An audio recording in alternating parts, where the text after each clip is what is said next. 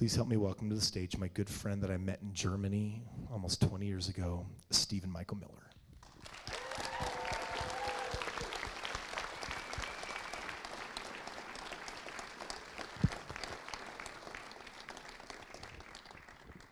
Oh, love it.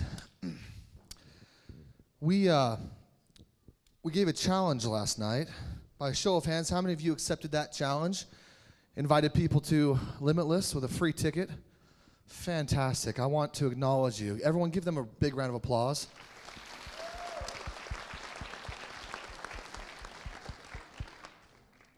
And if you still have tickets that you weren't able to give away, I would invite you and ask you to return those unused tickets to your team leaders. You will have an opportunity later on today. We have made a special discount. Now, this won't be free, but we have created a special discount for those friends of yours that you'd still like to invite. So if you still have some tickets left, please return those to your team leaders. I love the conversation of abundance and manifestation. It's such an amazing conversation, and I told you a little bit about my past, but I want to dive a little bit deeper into it. I told you I lived in a neighborhood where from my doorstep I could point out 3 crack houses, and that is the truth. I grew up very, very poor. And poor is relative for everybody, so I want to define what poor meant for me growing up. Poor meant that I didn't go on field trips that cost $4 or $5. Because we just didn't have the $4 or $5, so I would stay home from school. Actually loved those days because I didn't like school anyway. But anyway, I would stay home from school and go on field trips.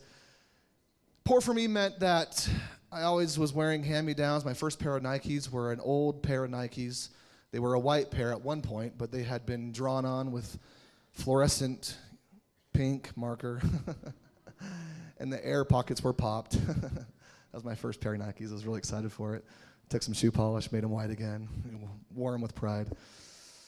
Poor for me meant that when I was about 7 years old, my father took me for the first time to learn the family trade, which was dumpster diving.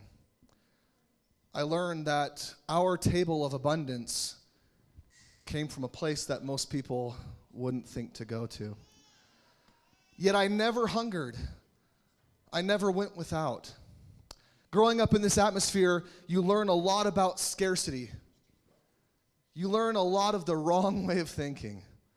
You learn how to create things in your life that you don't really even want. But as a kid, when I was about 9 years old, I had this massive desire, this massive dream that I wanted nothing more than to manifest. How many of you in this room have ever had this just burning desire within that you wanted to create something bigger than yourself? Raise your hand. I believe it. So here I was 9 years old, and this dream for me was a TreeHouse. Any TreeHouse lovers out there? Raise your hands. All right, okay, good. I wanted to build this TreeHouse more than I wanted to breathe. And I remember when I was 9 years old, we had this massive oak tree in my backyard, and I would circle around this oak tree envisioning this treehouse, and I would walk around it over and over and over again, kind of like Scrooge McDuck around the dime. Do you guys remember that show, DuckTales? Okay. I was wearing a little path in the ground around that tree, and I would imagine this treehouse over and over and over again, and the different levels that it would have, and the way I would get up, and the branches were. This was a huge oak tree. I lived in St. Petersburg, Florida. I told you that. And I remember one day I got so excited I wanted to tell somebody about it. You ever wanted to tell somebody a dream that you had? Yeah, raise your hand. Okay. Wanted to tell somebody, so I went to my siblings and I said, oh, I'm so excited. I want to build this tree house. Now, coming from where I came from, what do you think they said to me? Yeah. They weren't even that nice. They didn't just say it's impossible, you can't do it. They said, Stephen, you're stupid. A tree house? You know that takes money. We don't have that. You can't ask mom and dad for it. How dare you think and how dare you have this idea and gumption that you can create something that's not within your grasp? But I'll tell you, something at that moment burned inside of me, and I said, you know what? I'm not going to listen to the naysayers. Even people that I love, that I trust, that I want to have in my corner to support me, I decided that moment, I'm not going to listen to you at this time. I'm going to go off and I'm going to create what it is that I want. And that burning desire burns so strongly that I wanted to prove it to them, but more importantly, I wanted to prove to myself that I could do this. So I went back outside, I started walking around this treehouse, and the thought, I don't know how long it took, but the thought came to me. Stephen, when you lack the resources, get resourceful. You're no stranger to dumpster diving. Why don't you go out and find the resources that you need? Like, just go out there and find them. It's like, wow, that's a novel idea.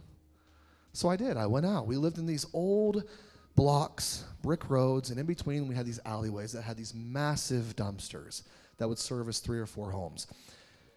So I, as a 9-year-old boy, started walking up and down these alleyways and looking for material. And I remember one day I was walking down and I looked inside this dumpster and I saw this old exterior wood door. It's a solid wood door. Now, how many of you know that that's good material for a treehouse? Yeah. Can you imagine this 9-year-old boy taking this door and just like schlepping it down the road? And anyway, I found all this wood, found this door, found a pallet, I found an old waterbed. How many of y'all had a waterbed? Some of you don't want to admit it. Yeah, I had this waterbed, and if you remember the waterbeds, most of it was particle board, but they had this wonderful surround that was like pressure-treated 2x10s, right? Oh, you can't get better material for a treehouse than that, right? So I'm gathering all this wood, and I pile it up, and I get to the point where I had enough wood, but I had nothing to fasten it to the tree. Walking around this tree again, thought comes to mind, Stephen, just look inside of this old dilapidated garage that you have. Maybe you could find some nails and screws. So I went inside this garage, I grabbed a broom and a dustpan. The floor that had once been cement had turned to dirt because it was exposed to the elements. We had roof leaks and windows broken in and all that kind of stuff. But I went in there, I cleaned it up, found some screws and some nails.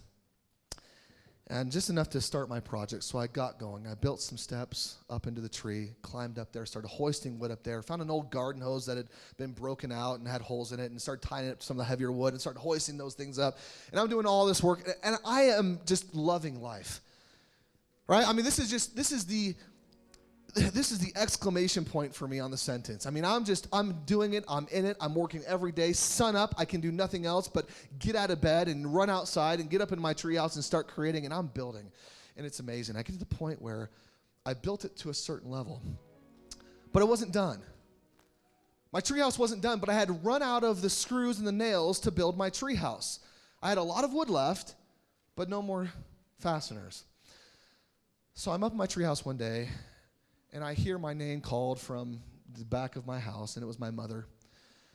And she calls me down. She says, Stephen, come on down here for a moment. And I see her down there, so I hurried down the tree, go over to where she is, and she had her hand behind her back. And I look up at my mom, who is a whole lot of 5'2". And I look up at her, and I said, what is it? And she said, Stephen, I've got a surprise for you. But you can't tell your siblings.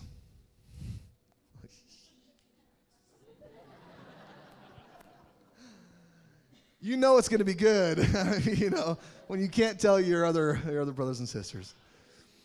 So I said, absolutely, Mommy. I won't tell my siblings. I won't tell them. And she pulled her hand out from behind her back, and she rolled open this little brown paper sack.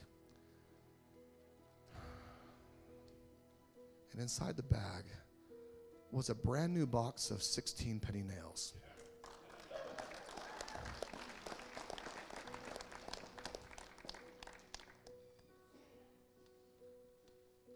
When everything was against me, when the family that I loved told me I was stupid, that I couldn't do it, when I had told myself over and over and over again that I couldn't go to my parents and ask them and all these different things, and I had all these different obstacles that were in my way, at the very moment, because of my faith, my perseverance, my unwillingness to believe that anything else would happen but that I would have my dream. In the moment that I needed it, the resources were made available. I learned some of the most poignant lessons from this story. Number one, I learned that I get in my own way. Because at the end of the day, I was telling myself that I couldn't go to my mother. I couldn't go to my parents and ask them why. Because all of the evidence in my life, everything that had showed up to that point had told me that if I went to my parents and I asked them for something that cost money, what were they going to tell me? What were they going to tell me? No. They were going to say, we can't afford it. We can't do that right now. Everything was stacked against me. So I believed from my past experiences that that was just reality. That was just going to be how it was going to be, so I didn't ask. Well, let me ask you, in the end, what was it that actually helped me complete my project, my goal? It was my mom. I had a belief that I couldn't go to her and ask her. I had a belief that I couldn't say, Mom, I need some nails. Can you help me? I had this belief that I couldn't even do that. And because of that, I created for myself more heartache and hardship. The truth the whole time was I could have gone to her. That limiting belief was holding me back. So I learned that I need to get out of my own way sometimes. I learned that there are lessons that I can learn that I'm right now blind to. But that if I will have the strength and the courage and the faith to ask, that it will be made available. Lesson number 2, I learned that I could create anything in my life that I truly desire. If I will allow myself space to take that seed, everyone take that seed, and plant it, and plant it, and water it, and let the sun to shine on it, and work the ground, and do the things. I can't tell you how many times I circled that tree and how many times I had the thought of building that tree house. But I will tell you that when my mom gave me those nails, that box of nails, I took them and I ran up my tree and I completed my tree house. And it didn't look like the show Tree Houses, you know, the tree that they didn't look like one of those. I was no engineer, but it was amazing. And it was perfect. And it had 4 levels. And it was beautiful. And not only did I spend every day up there, but my friends came up, and adults could go up there. And it was truly a dream come true. How many of you have a dream that you want not to come true 10 years from now? You don't want it to come true 5 years from now, but you want it to come true as soon as it possibly can. Raise your hands. Then I'm going to invite you to get out of your own way. Get out of your own way. Stop telling yourself and feeding yourself the negative talk. Begin right now to put faith in yourself. We're not asking you here at Limitless to believe us. I'm not asking you to believe every word that's coming out of my mouth. I'm not even asking you to do what I ask you to do. I'm asking you to set that goal and set it high. And then to have faith in yourself that you are big enough, great enough, amazing enough, and worth it enough to accomplish whatever it is, regardless of what it is. Regardless of how big it looks. Regardless of how high up in a tree it is. That you can accomplish it. I know that you have the power to manifest the life that you want. I also know that it can help on many occasions to have the right people in your team cheering you on. I know the power of mentorship because with it, I'm no longer on 2nd Avenue South in St. Petersburg, Florida. I'm no longer a victim of my circumstance. Because of people that have come into my life, people that I love dearly, I now know that I have the ability to create whatever it is that I want.